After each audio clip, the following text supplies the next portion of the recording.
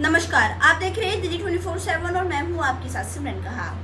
अगर कोई व्यक्ति जेल में बंद है और उसकी अस्वाभाविक मौत हो जाती है तो ऐसी स्थिति में दिल्ली सरकार ने मुआवजा नीति का ऐलान किया है। दरअसल इस नीति के तहत मरने वाले कैदी के कानूनी वारिस को 7.5 लाख रुपए का मुआवजा दिया जाएगा।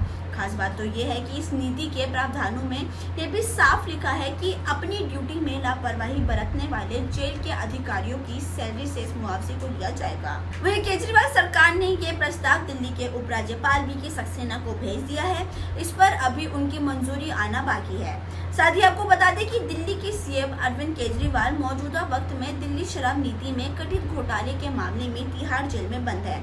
उनकी सरकार में गृह विभाग में मंत्री कैलाश गहलोत ने नई नीति का ऐलान किया। गहलोत ने बताया कि सरकार ने दिल्ली की जेलों में बंद कैदियों की अस्वाभाविक मौत होने पर उनके परिजनों या कानूनी वारिसों को 7.5 लाख का मुआवजा देने का फैसला किया है। प्रस्ताव को उपराज्यपाल की मंजूरी के लिए भेज दिया गया है। कैलाश गहलोत ने कहा कि ये निर्णय जेल प्रणाली के भीतर न्याय और जिम्मेदारी सुनिश्चित करने के लिए बनाई गई नई नीति का हिस्सा है। इस नीति में दोषी जेल अधिकारियों के वेतन से मुआवजे की वसूली का प्रावधान भी है।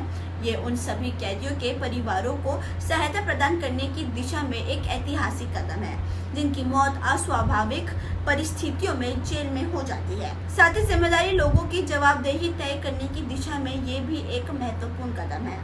अगर कोई व्यक्ति जेल में बंद है और उसकी अस्वाभाविक मौत हो जाती है तो ऐसी स्थिति में दिल्ली सरकार ने मुआवजा नीति का ऐलान किया है। दरअसल इस नीति के तहत मरने वाले कैदी के कानूनी वारिस को 7.5 लाख रुपए का मुआवजा दिया जाएगा। खास बात तो ये है कि इस नीति के प्रावधानों में ये भी साफ लिखा है कि अपनी ड्यूटी में लापरवाही बरतने वाले जेल के अधिकारियों की सैलरी से इस मुआवजे को दिया जाएगा। वहीं केजरीवाल सरकार ने ये प्रस्ताव दिल्ली के उपराज्यपाल वी.के. सक्सेना को भेज दिया है। इस पर अभी उनकी मंजूरी आना बाकी है। साथ ही आपको बता दें कि दिल्ली के सीएम अरविंद केजरीवाल मौजूदा वक्त में दिल्ली शराब नीति में कथित घोटाले के मामले में तिहाड़ जेल में बंद है। उनकी सरकार में गृह विभाग में मंत्री कैलाश गहलोत ने नई नीति का ऐलान किया। गहलोत ने बताया कि सरकार ने दिल्ली की जेलों में बंद कैदियों की अस्वाभाविक मौत होने पर उनके परिजनों या कानूनी वारिसों को 7.5 लाख का मुआवजा देने का फैसला किया है। प्रस्ताव को उपराज्यपाल की मंजूरी के लिए भेज दिया गया है। कैलाश गहलोत ने कहा कि ये निर्णय जेल प्रणाली के भीतर न्याय और जिम्मेदारी सुनिश्चित करने के लिए बनाई गई नई नीति का हिस्सा है।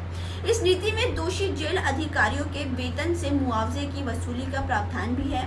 ये उन सभी कैदियों के परिवारों को सहायता प्रदान करने की दिशा में एक ऐतिहासिक कदम है जिनकी मौत अस्वाभाविक परिस्थितियों में जेल में हो जाती है। साथ ही जिम्मेदारी लोगों की जवाबदेही तय करने की दिशा में ये भी एक महत्वपूर्ण कदम है।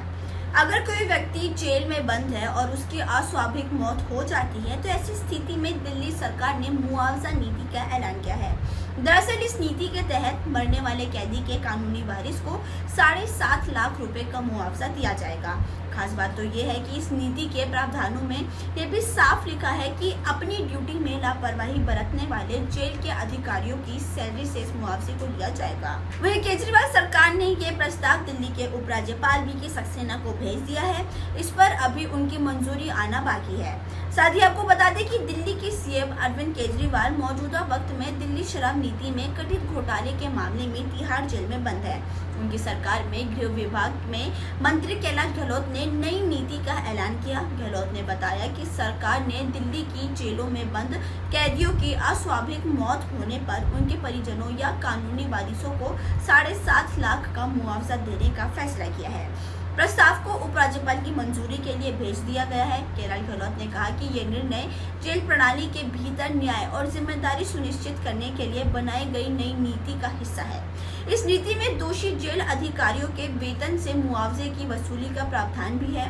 ये उन सभी कैदियों के परिवारों को सहायता प्रदान करने की दिशा में एक ऐतिहासिक कदम है जिनकी मौत अस्वाभाविक परिस्थितियों में जेल में हो जाती है। साथ ही जिम्मेदारी लोगों की जवाबदेही तय करने की दिशा में ये भी एक महत्वपूर्ण कदम है।